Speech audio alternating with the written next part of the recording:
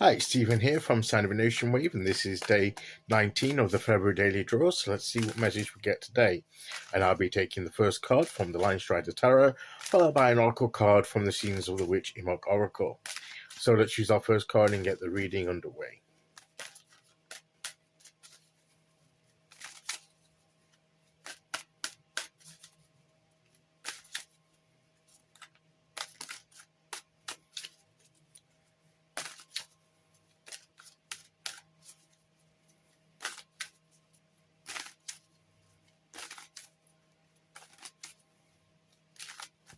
Okay.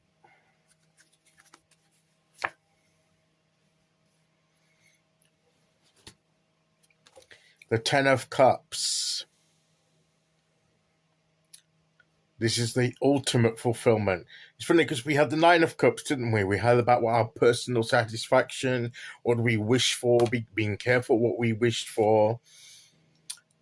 I love how one of them has like a party hat on. It's like a celebration, isn't it? It's like a celebration that they're together. They have that. It's that shared happiness I was talking about yesterday. The next stage is like the happiness pours outward and it affects those around us.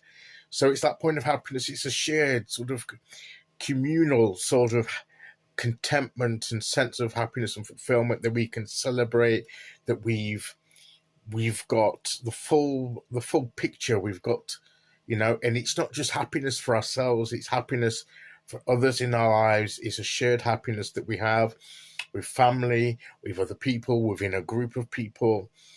It's a collective fulfillment and happiness that we're talking about and celebrating here.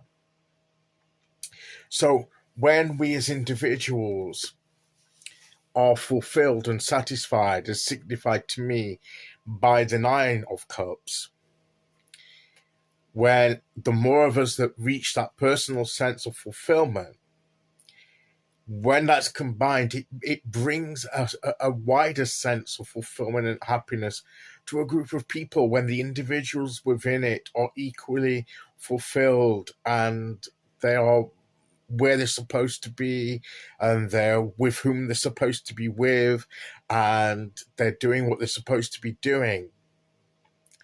So there's a connection there between individual fulfillment and, as I say, a wider sense of fulfillment amongst people in general. So, and the sense of fulfillment you get within a group of people is greater than the sum of all its parts. So if you have several individuals that are being personally fulfilled as individuals, the sense of fulfillment combined between them is greater than the individual fulfillments that make up that. It's greater, it's multiplied. There's a multiplication of that. So when we as people are generally fulfilled and satisfied doing what we're supposed to be doing, it spreads a wider energy of contentment and fulfillment within a group of people, a family, a group of people, a community. However wide you want to enable this to spread. It's almost like the joy is contagious. It's like it spreads. The joy, the fulfillment is contagious. And that's where we want to be. We want to be almost to the point where we're overflowing with such joy and happiness and fulfillment in our lives that people catch it almost, and it affects them and impacts them in some way. And we get other people, we can get some sense we can get some of that energy from others when they are following their path and getting their fulfillment. It's not something we should be jealous of. When someone else, other than us, when someone else gets what is right for them and they're happy and fulfilled, we shouldn't look at them with envy, as some are inclined to do, and maybe us at times are inclined to do. We're only human after all. We're not immune from that. Instead of looking at them with envy, with jealousy, with bitterness because they have something we don't, we should rejoice in the fact that they are being happy. Unless they're being mean about it, of course. They shouldn't be mean and smug about it and rub it in our faces. That it works both ways on that. But there shouldn't be this thing where we should each, when we see someone happy and fulfilled, we should be able to share in that joy and happiness. And that will affect us and enable us and spur us on to our own fulfillment. And that can spread. So we all benefit when we are doing well. So we shouldn't resent someone else doing well. Because if we approach it the right way, that can be shared. If approached the right way from both sides, of course, that can improve the situations that each of us face together. It brings a sense of togetherness and a shared happiness and contentment. So let's aspire to that.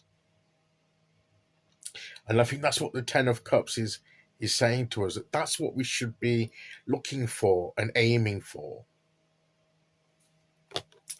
Okay, let's see which oracle card we get to go with that.